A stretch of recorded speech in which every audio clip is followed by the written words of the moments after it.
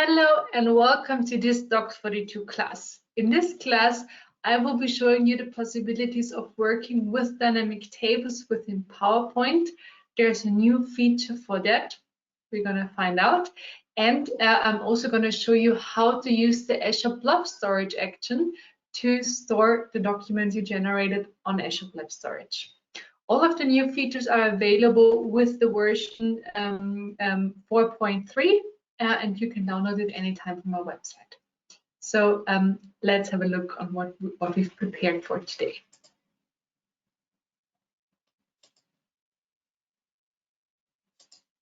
So today, first of all, it will all what you're going to see is part of the version 4.3, which you can download, and that includes dynamic tables from PowerPoint, a few best practices, and also how to set them up. And then I'm also going to show you how to work with the Azure Blob storage action from our server designer. And then questions and answers. If you have any questions, feel free to post them in the chat. Good, so let's get started. I'm starting here within my Explorer, and I have an Excel file. And that Excel file is my data source. That could be any data source, of course, but what I have here is an account, a contact name, a contact phone, and a seniority. So basically, these are the contact names of an account, and I want to generate a dynamic table for that so that I can display that. And let's find out how we can do that in PowerPoint. So what I'm doing first, I'm setting up a new PowerPoint presentation. I'm gonna call it just contacts table. And then within that PowerPoint, I'm just gonna add a few slides. And then the first thing I'm doing is I'm setting up a data map. And I'm saving the data map in the same folder. Dynamic class tables is what I'm going to call them. Good. And now I'm adding my data source, which I'm going to use for my tables. So this is an Excel, but of course it can be any data source you're using. I'm just going to call it contacts, picking my Excel file and selecting the data range. And in the first sample, my data range is from sheet 1, and I'm just marking the first row with the headers, and then I'm also going to say read until first empty cell.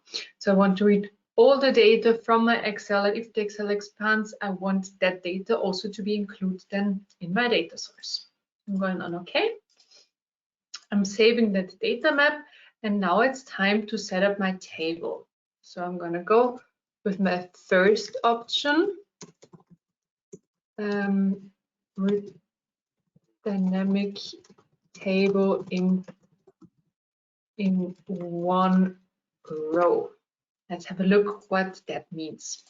So at first, I'm inserting a normal PowerPoint table. And then I'm going to Docs42. And I'm inserting, what do I want? I want the account name, I want the contact name, and I want the seniority to show. And in the first place, I'm just double clicking and filling in my data here, and now I'm generating the first example, and now we can see the table is returned, but in that case it just has one row because we didn't add any repeated section yet. We didn't tell Docs42 which data should repeat. It's really just a table with one line. And so now I want to include all my data in my table. And there's an option that has existed also prior to version 4.3, and that is loop within text block, formerly known as loop. if I select that, okay, I need to select it for all the rows that I want to, for all the data which I want to repeat. I'm saying it's within all 3. It should be repeated, okay. And then we see next to my syntax, so the angle brackets and the percentage sign and then the data field, we can see a star. And the star here always says that I want to repeat something, I want to repeat data within a text box. That works in tables and also independent from tables. Let's have a look how that looks like. So I'm generating it, and now I have a dynamic table, and so all my data is listed one after the other, but it's all listed within one table row. So everything is within one row, within one cell. So if I, for example, wanted to have different colors for each entry, that would not be shown in that option. Then another option of working with tables is to work with rows, with fixed rows. And what I'm doing here to show you that is I'm working with 2 here. Once again, here the account, then I want the name, and then I want the seniority. And now I'm filling in account once again. I'm filling in the contact name and the seniority. And what I do in that case, I'm telling Docs42 exactly which row should be filled with which data. So I'm saying here, okay, here I want the first data row. Then also here, so everything here is the first data, oops, like this, first row. And then below I can, I'm building my table with that. So I'll always have a fixed amount of lines with that approach, and I always have some fixed data with that approach. So once again, and here the seniority. And then here I'm saying row 3, so it should pick the 3rd item in my list. And I'm just changing the color of that so we can see the difference. And now I'm generating again. And now we can see the first one still here, the same, everything within one row. Here we have separate rows. So we could also, for example, have like different colors we're working with.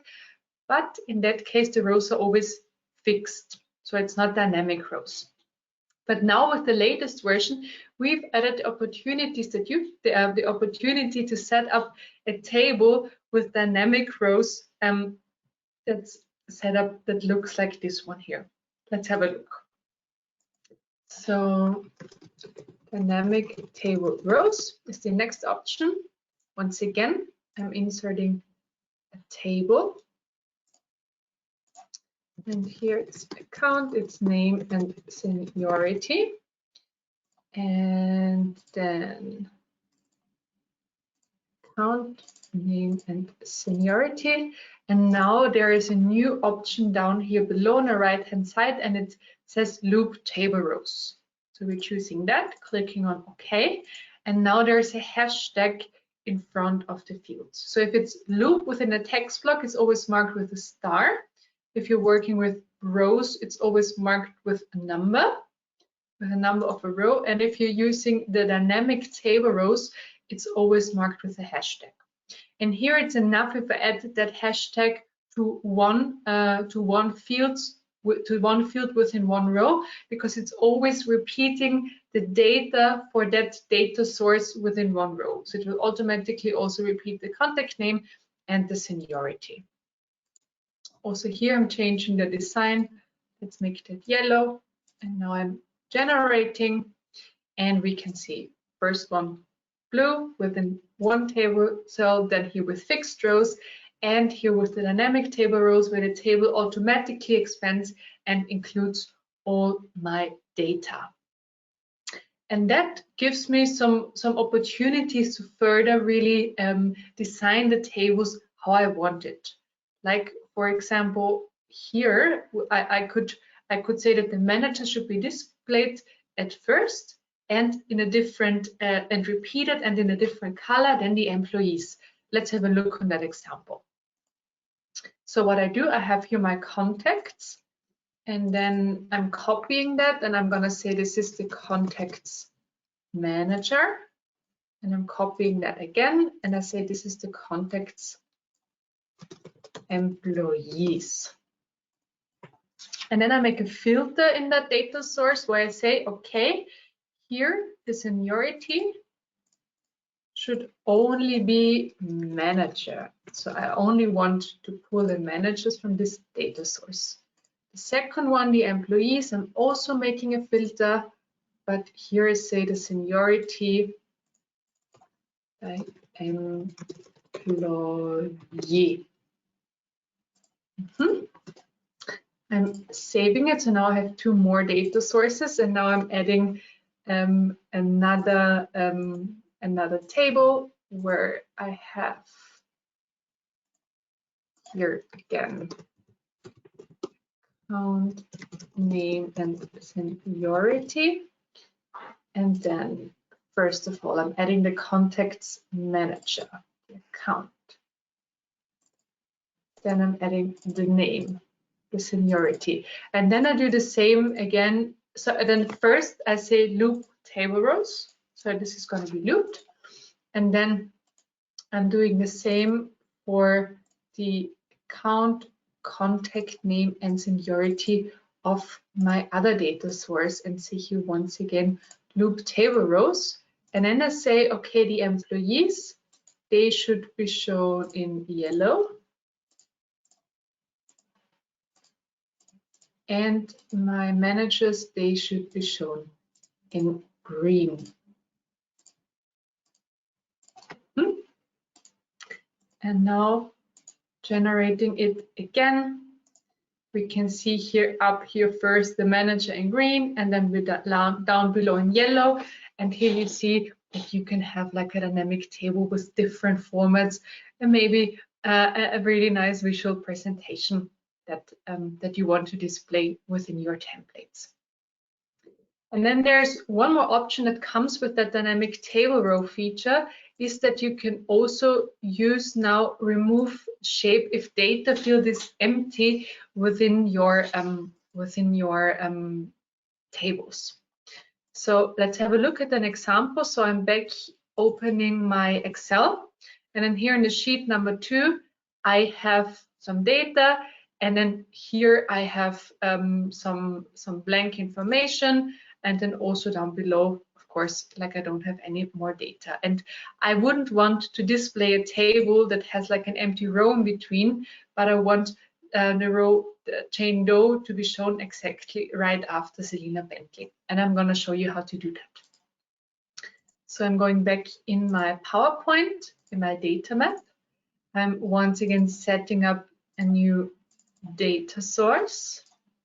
I'm just going to call this contacts empty, and I'm setting up this new data source because I have that on another sheet, that information. So I'm going to sheet 2, and now here I'm saying, yeah, this fixed screen should be inserted. That should be the input for the data source. I'm going to on OK. I don't need to click read until first empty cell here, because then it wouldn't include the data after the empty row in between. I'm going on OK. So I have my other data source. So and then here I'm just saying remove shape if empty. Insert another table.